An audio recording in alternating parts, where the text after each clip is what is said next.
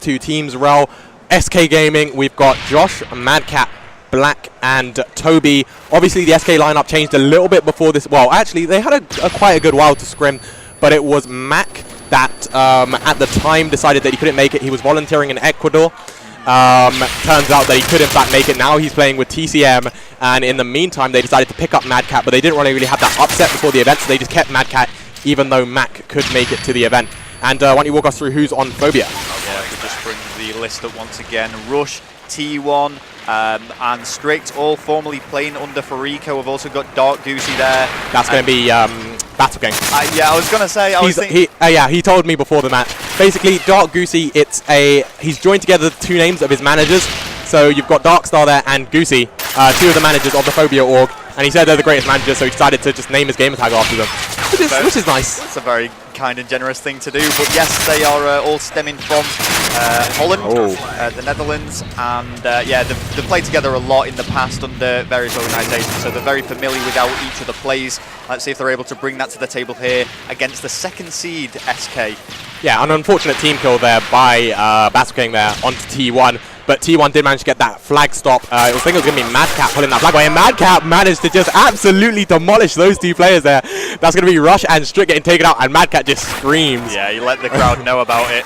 Watching T1 though as he pushes now into top heart, trying to find someone, trying to see if anyone's about. You know, the pressure really actually is on Phobia at the moment, because going on to the second side 0-0 is not good. T1 does pick up the two-piece though, and he has now advanced onto this top balcony area. He's trying to lock down the spawns, and the flag has been pulled by Rush. This is really, really good now for Phobia. Isn't able to pick up the fourth, but this has allowed Rush the time that he needs to run that all the way.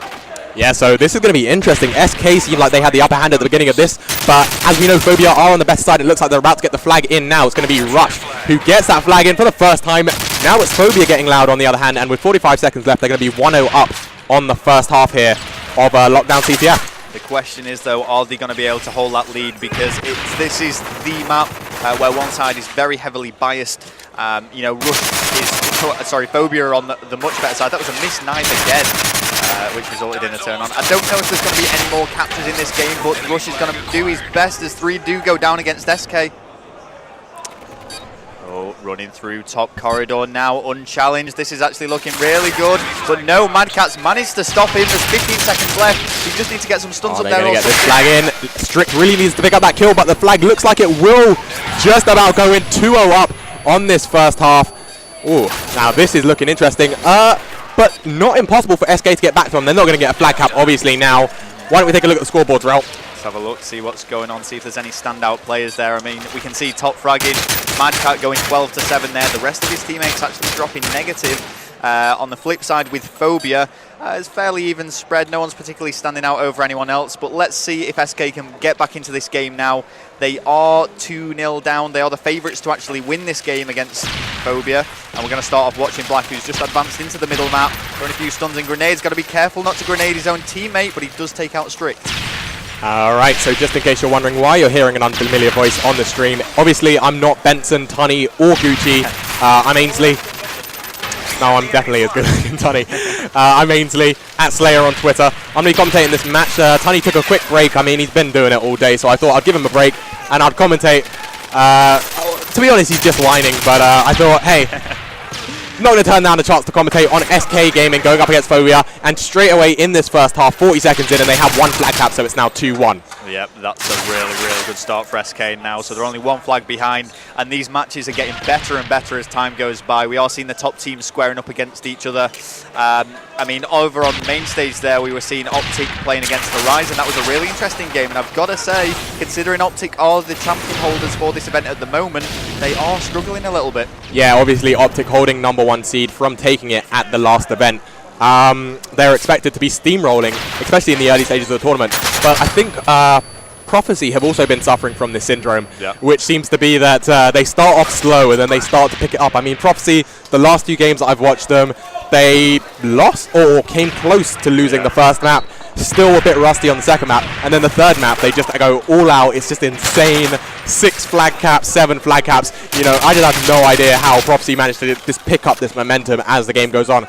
But I don't think they can afford to do that later on. because later on in the tournament they'll be going up against much better teams, and if they're rusty in the first games, they're just going to get annihilated. Exactly, they need to be on it from the start. The shouts there from Phobia coming from the stage as they drop 2. They are still a flag ahead of SK, so the pressure is still on. Josh just poised here, waiting for his right moment to strike, waiting for someone to challenge him, and he wants to make the kill before he pushes up any further. And there you go. Phobia even did get that flagpole, but didn't manage to go far with it. Mad Catz is just sitting back by his spawn, making sure he's not going to overextend too much towards the Phobia flag. Maybe he's expecting a bit of an advance to come in. 2 minutes 40 seconds left on the clock, and they are still a flag down. So Mad Catz definitely going to have to start playing more aggressive because they need to close up that gap and take the lead. Yeah, I mean, he's got to be careful here because it's like you're saying, he can't just be sitting defending his flag. Maybe something was called out that there was going to be a push. However, now he is going right into the enemy spawn and he's probably going to go towards the top balcony, but no, Russia was there with the knife to shut that out, and the flag has been picked up by Josh. This is good for SK and they could equalise here. So SK looking to equalise. Josh on the objective at the moment. Toby picks up 2. It's going to be Black watching the overextend there. Just circling around in this mid-map area. I don't think anyone from Phobia is going to be able to stop that flag. There you go. 2-2 on flags. Scores are tied. Things getting really, really close. And this is actually good news for SK because it means that with tied scores, there's 2 minutes left for them on the better side. And they need to make the most of this because they don't want to be going into overtime. Josh and Mad Catz doing absolute work. Josh making it known. And he has picked up this flag. This could be a really good run. And here we go. I think SK is starting to just move in on this Phobia lineup, and once they got the spawn trap going, it's going to be really, really hard to break out of. But there you go, T1 picks up a nade, strict onto Josh, and now there are 3 down onto SK. It's only Black left alive. He's going to have to move towards the mid-map area, down through the arches, but T1 is making movements with that flag, but they didn't get the return, and that was a mistake there on Phobia's part. They didn't manage to get the return of their flag. It is down now. Both flags are down. It's going to be Phobia. Are they going to get this flag? It's only Toby left. Well, Toby manages to stop it. He manages to get the kill, but there's too many Phobia players there, and they are going to get that capture. So with 1 minute left, despite being on the good side, SK are 1 flag behind, and they just need to go all-out attack. They need to really go for this to try and bring it back to a tie. Yes, 3-2 right now. 55 seconds left on the clock, and SK really have to do something. They have to pull something out of the bag here. Rush, though, not letting it happen. And Rush once again with the kill. T1, and it's going to be Mad Catz stopping T1 from pushing up, but really and truly they need to be getting some map control right about now, because this is the worst situation to be in. They have their backs up against the wall, and it's going to be Mad Catz who's going to have to start pushing up. I'm not sure if he has support from his teammate. Yes, he does. Josh now with the flag. Will they be able to equalise? It's all going to come down to this flag run. 2 of SK do go down, which means it's only Josh and Let's Mad switch Catz over to left Josh alive. and see what he's doing. Let's see what he is up to. He needs to secure this flag. Still there. Great 2 kills. 2 people go down, and it is all up to Josh with 15 seconds left on the clock. He needs to get this flag, otherwise it's and Strict has just gone huge with a 2-piece.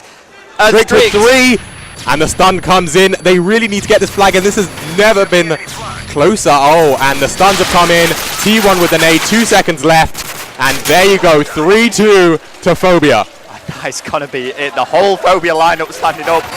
T1 making a particular hand gesture towards the... this is brilliant. I love it. I absolutely love it. My goodness, how close was that, though? I mean, yes, it was just to equalise for SK, but at the end of the day, there was about a 30-second gap where that flag was about 10 feet from being captured. The stuns, it was Strict who came up clutch. He actually ended up getting a big 3-piece, so well played. That was an absolutely phenomenal second half there. Both teams just trying so hard, because it's just not only the fact that they're going to advance through the winner brackets, it's their pride on the line right now. Both of these teams have been, the banter's been going on before the game, during the game, so whoever loses this game is just going to have to hang their heads in shame regardless.